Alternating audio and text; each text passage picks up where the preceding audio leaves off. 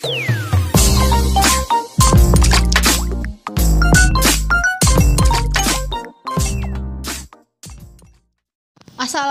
warahmatullahi wabarakatuh. Halo. Kita belajar IPA lagi ya. Kali ini kita masih mempelajari IPA kelas 8 pada bab 10 tentang getaran dan gelombang dalam kehidupan sehari-hari. Pada submateri, mekanisme mendengar pada manusia dan hewan, serta aplikasi getaran dan gelombang dalam teknologi. Tahukah kalian bagaimana proses mendengar? Bunyi termasuk ke dalam jenis gelombang longitudinal.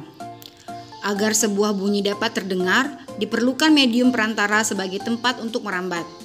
Sumber bunyi dapat didengar oleh manusia jika memiliki kekuatan bunyi sebesar 20 Hz sampai dengan 20.000 Hz yang dinamakan bunyi audiosonik. Berikut ini adalah gambar anatomi telinga manusia. Bagian-bagian dan fungsi telinga. Yang pertama, telinga bagian luar. Terdiri atas daun telinga yang berfungsi untuk mengumpulkan dan menyalurkan bunyi ke liang telinga. Kemudian, lubang telinga. Fungsinya tempat masuknya bunyi ke liang telinga. Kemudian, liang telinga. Fungsinya meneruskan rangsang bunyi ke gendang telinga. Bagian telinga yang kedua adalah telinga tengah.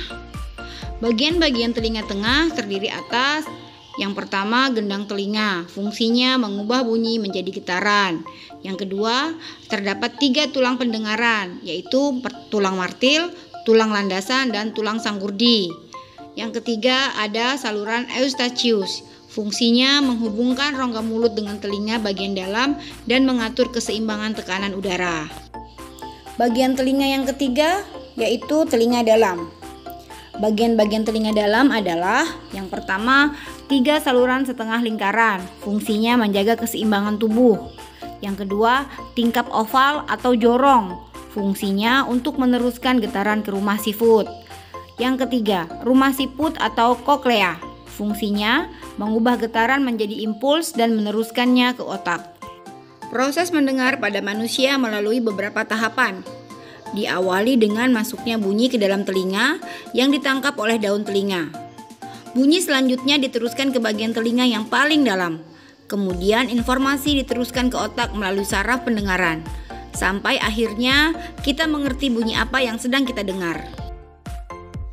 Pendengaran pada hewan. Pernahkah kalian melihat anjing menggerakkan telinganya? Hewan anjing sering menggerakkan telinga ketika melakukan pelacakan atau berburu. Beberapa mamalia juga akan menggunakan daun telinga untuk memfokuskan suara yang diterimanya. Sistem ini disebut sistem sonar, yaitu sistem yang digunakan untuk mendeteksi tempat dalam melakukan pergerakan dengan deteksi suara frekuensi tinggi atau ultrasonik. Sonar atau sound navigation and ranging merupakan suatu metode penggunaan gelombang ultrasonik untuk menaksir ukuran, bentuk, letak, dan kedalaman benda-benda. Selanjutnya, aplikasi getaran dan gelombang dalam teknologi. Getaran dan gelombang memiliki banyak manfaat bagi kehidupan manusia. Berikut ini beberapa pemanfaatan gelombang dalam teknologi. Yang pertama, ultrasonografi atau USG. Ultrasonografi merupakan teknik pencitraan atau diagnosis dengan menggunakan gelombang ultrasonik. USG dapat digunakan untuk melihat struktur internal dalam tubuh, seperti tendon, otot, sendi, pembuluh darah, bayi yang berada dalam kandungan, dan berbagai jenis penyakit seperti kanker. Yang kedua, sonar. Sonar atau sound navigation and ranging dapat digunakan untuk menentukan kedalaman dasar lautan yang diperoleh dengan cara memancarkan bunyi ke dalam laut. Yang ketiga, terapi ultrasonik. Terapi ultrasonik merupakan terapi yang menggunakan gelombang ultrasonik untuk keperluan medis. Metode yang digunakan yaitu dengan memancarkan gelombang dengan frekuensi tinggi 800 sampai 2000 kHz pada jaringan tubuh. Yang keempat, pembersih ultrasonik merupakan alat yang menggunakan gelombang ultrasonik dengan frekuensi antara 20 sampai 400 kHz dengan cairan pembersih tertentu. Dapat menggunakan air biasa untuk membersihkan suatu benda. Benda-benda yang biasa dibersihkan menggunakan alat pembersih ultrasonik seperti perhiasan, lensa, jam tangan, alat bedah, alat musik, alat laboratorium, dan alat-alat elektronik tertentu. Selanjutnya, sonifikasi. Sonifikasi adalah proses pemberian energi gelombang ultrasonik pada suatu bahan atau larutan campuran sehingga bahan tersebut dapat dipecah menjadi bagian yang sangat kecil. Di dalam laboratorium dilakukan dengan bantuan alat yang disebut sonikator. Selanjutnya, pengujian ultrasonik.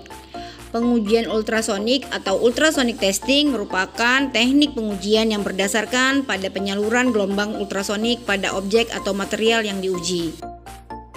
Baiklah, sampai di sini dulu video pembelajaran kali ini. Semoga bermanfaat.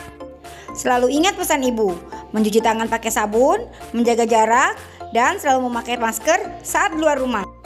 Wassalamualaikum warahmatullahi wabarakatuh. Sampai jumpa.